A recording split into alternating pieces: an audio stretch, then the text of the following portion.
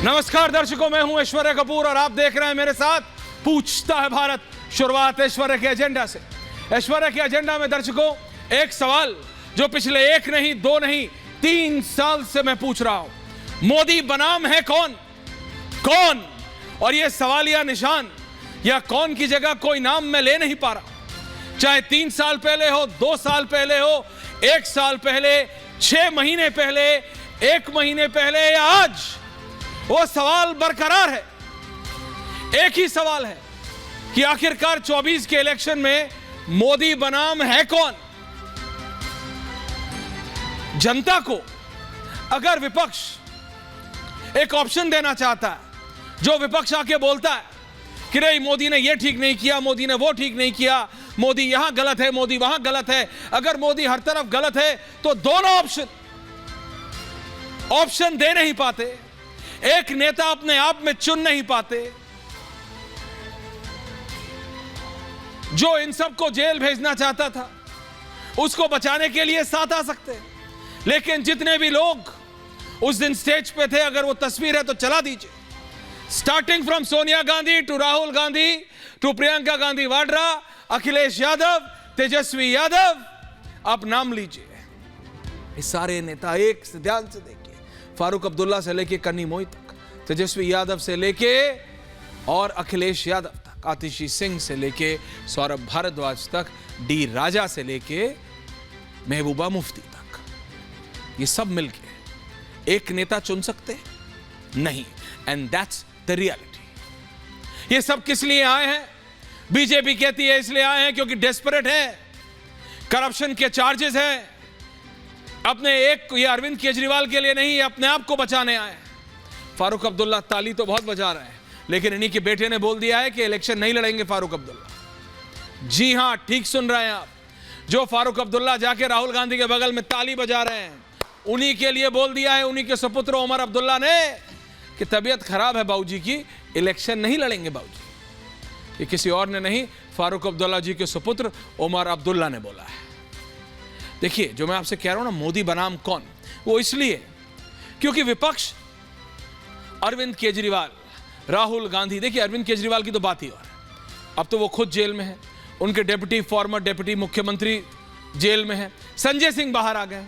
जैसे ही संजय सिंह बाहर आए, आम आदमी पार्टी में खुशी की लहर टाइप बिल्कुल फैल गई कि भैया देखो संजय सिंह बाहर आ गए, अब सब बाहर आ जाएंगे। लेकिन एक अरविंद केजरीवाल जो जेल में बैठे हैं, उनको मिलाने के लिए आप सब इकट्ठा आ सकते हैं, इकट्ठा आ सकते हैं, लेकिन नेता नहीं चुन सकते। ये रियलिटी है। ये जितने भी आप नेता देख रहे हैं इस तरफ, राहुल गांधी अब दाढ़ी वाड़ी काट लिए हैं, अगर आप नहीं पहचान रहे हो तो, ममता दीदी अपने प्रदेश में परेशान है, उनको धक्का किसने दिया अभी तक यही नहीं पता है। उनको उन्हीं के घर में धक्का किसने दे दिया, सिटिंग मुख्यमंत्री को, जिसके पास सुरक्षा है, चोट लगी बहुत भयंकर, वो तस्वीर आई, बिल्कुल विचलित हो गए हैं कि भाई सिटिंग मुख्यमंत्री को उन्हीं के घर में कौन धक्का दे के गिरा सकता है या वो गिर सकते हैं, कोई क्लैरिटी नहीं है उसमें। लालू प्रसाद यादव आप जानते हैं, वो पुत्र मोह के आगे देख नहीं रहे। अखिलेश यादव अपनी 3-4 सीट निकाल लें उत्तर प्रदेश में, वो बहुत बड़ी बात है। कौन चिंता कर रहा है मोदी को टक्कर देने की? क्योंकि इनको पता है दे नहीं सकते, ये दे नहीं सकते।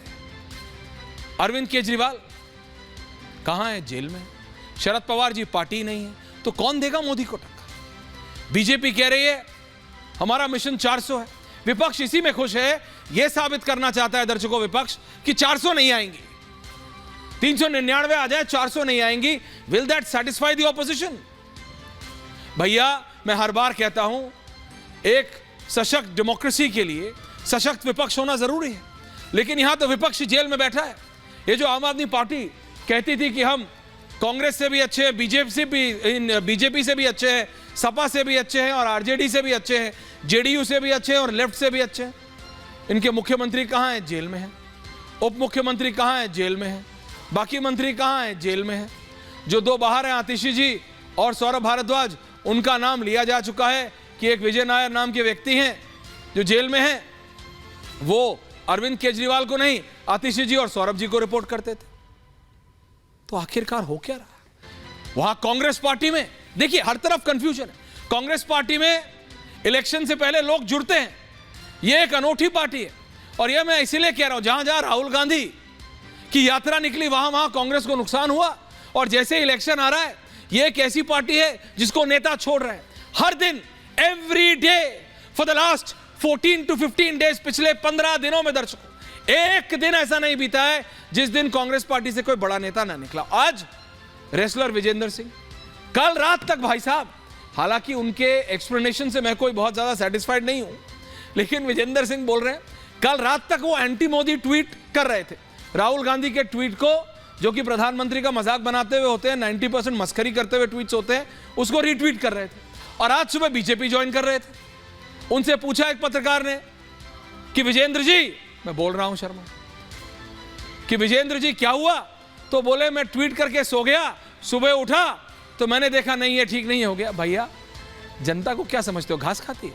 विजेंद्र जी कल तक राहुल गांधी को सपोर्ट कर रहे थे, आज नरेंद्र मोदी को सपोर्ट कर रहे हैं। बहुत अच्छा, जो आपको सूट कर रहा है आप वो कर रहे हैं। जनता की बात मत कीजिए, ये मत बोलिए कि आपको सपने में आया। ये तो वही बात हो गई, ये तो वही बात हो गई जो स्वर्गीय अजीत सिंह जी करते थे और आज उनके सुपुत्र जयंत चौधरी कर रहे हैं। भले ही वो बीजेपी में हो, लेकिन नारा आज भी वही है कि चौधरी साहब सपने में आए थे। चौधरी चरण सिंह की बात करते हुए एक सपना चलता कि एक लल्ला छोड़ गया हूं, उसको संभाल लेना। स्वर्गीय अजीत सिंह जी के लिए क्या जाता था, आज तक वही सपना चल रहा है। जनता क्या समझते हैं, समझते क्या कहीं भी हो, चाहे कल तक कांग्रेस के साथ थे, आज बीजेपी के साथ हैं। ये चौधरी चरण सिंह जी की लेगेसी को जयंत चौधरी इनकैश करना चाह रहे, कितना कर पाते हैं देखते हैं। लेकिन मोदी बनाम कौन है, ये जितने भी चेहरे हैं, सबसे बड़ा सवाल ये है, पूछता है भारत इसी पे। और मेरे साथ पूरा पैनल है भारतीय जनता पार्टी के। राष्ट्रीय प्रवक्ता गौरव भाटिया जी मेरे साथ है, वहां से मेरे साथ कांग्रेस के नेता और उस रैली में वहां मौजूद पप्पू यादव जी है, राजेश गुप्ता जी आम आदमी पार्टी के, समाजवादी पार्टी के मनोज सिंह काका हैं, पंकज शर्मा जी हैं वरिष्ठ पत्रकार, रत्नाकर त्रिपाठी हैं। पप्पू यादव जी जुड़े हैं कि नहीं जुड़े हैं? अभी तक पप्पू यादव जी नहीं जुड़े हैं, गौरव भाटिया जी जुड़ रहे हैं। लेकिन मैं सचमुच जानना चाहता हूं, राजेश गुप्ता जी, आपके नेता अंदर हैं, है ना? ओनली गौरव भाटिया जी और राजेश गुप्ता जी, उसके बाद पंकज जी और काका साहब के पास आ रहा हूं। रत्नाकर जी, मेरे को तो पता नहीं लग रहा है कि राजेश गुप्ता जी आम आदमी पार्टी में है कि नहीं है। आज उनका बैकग्राउंड भी ग्रे है, वो मतलब इलेक्शन का दिन है ना राजेश गुप्ता जी, हर दिन बदलता समय पता नहीं रहता कि मतलब 1 घंटे पहले तो थे, अभी हाँ बस अभी ठीक है, ऊपर मेरी टीम ने लिख दिया आम आदमी पार्टी। राजेश जी, आपको लगता है ये इतने नेता अरविंद केजरीवाल को सचमुच छुड़ाने आए थे, ये सब वेल विशर्स हैं अरविंद केजरीवाल के? आपको लगता है आप ऐसे बीजेपी और नरेंद्र मोदी और अमित शाह की मशीनरी को टक्कर दे देंगे आप इलेक्शन मशीनरी को 24 के इलेक्शन में? राजेश जी, अरे यार कट गया दोबारा। नहीं कटा वटा कुछ नहीं सर। अच्छा, हमारी तरफ से नेटवर्क कट गया, अभी से कट गया भैया, अभी से कट गया। Gaurav ji, okay, can I have everyone on air please? Can I have everyone on air? Can I have everyone on air? Gaurav Bhatia ji, आपको सचमुच बीजेपी को क्या लगता है, इट्स मतलब isn't it too easy for you? आपके लिए बहुत आसान नहीं हो गया है क्या? टक्कर में कौन है आपके? एवरीवन ऑन एयर चल। दिल की बात कहें, दिल की बात कहें, दिल की ही करते हैं। हाँ, दिल की करते। ऐश्वर्या जी, वाकई आज जो जनता कह रही है, हमें भी महसूस हो रहा है ये बहुत ही ज्यादा आसान हो गया है। हम तो कह रहे हैं एनडीए 400 पार ऐसा ना हो कि कीर्तिमान बने और 425 पार हो जाए। और उसकी वजह मैं आपको अभी आपके चैनल पे ही बताता हूं। आज राहुल गांधी ने पर्चा भरा है, नामांकन भरा है वायनाड से। और आपको मालूम है गजब की बात क्या है, जो कोई नहीं बता पाएगा यहां की ऐसा क्यों है? समन्वय ही नहीं है घमंडिया में। एनी राजा जो है वो डी राजा की धर्मपत्नी है और उन्होंने भी पर्चा भर दिया है लेफ्ट से। अब आप मुझे ये बताइए, डी राजा तो उस दिन मैदान पे समर्थन दे रहे थे अरविंद केजरीवाल को। मतलब राहुल गांधी जनता को ठगते हैं और राहुल गांधी को किसी ने ठगा है तो उसका नाम लेफ्ट है, तभी वो लेफ्ट आउट है। दूसरी बात, राहुल गांधी के आप बचकाना बयान देखिए, बड़ी जिम्मेदारी से कह रहा हूं और थोड़े मैं ऐसे शब्दों का प्रयोग करूंगा जो ज्यादा घाव ना कर दे, वरना लोग व्यथित हो जाते हैं। राहुल गांधी ने क्या कहा? राहुल गांधी ने कहा अगर तीसरी बार भारतीय जनता पार्टी जीती और नरेंद्र मोदी जी प्रधानमंत्री बने तो देश में आग लग जाएगी।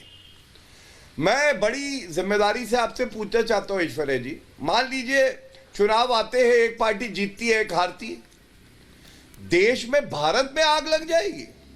अरे कोई माइका लाल नहीं है कि भारत में आग लगा सके। हाँ, 1984 के सिख दंगों में हमारे भाइयों को, सिखों को टायर डाल डाल के जलाया जरूर था, आग लगाई जरूर थी आपने, लेकिन ये नरेंद्र मोदी जी की सरकार है। सोनिया गांधी सोचती है कि वो है मिट्टी का तेल और राहुल गांधी माचिस, दोनों मिलेंगे आग लगा देंगे, लेकिन भैया ऐसा होने वाला नहीं है। तीसरी बात, आग पे ही याद करिए, दिल्ली में सीए का विरोध करते हुए तब भी सोनिया गांधी ने वक्तव्य दिया था यह आर पार की लड़ाई है, और उसके बाद 50 हमारे नागरिक निर्दोष मारे गए थे। ये बार बार आग लग जाएगी, संविधान खतरे में है। नहीं, आग नहीं लगेगी।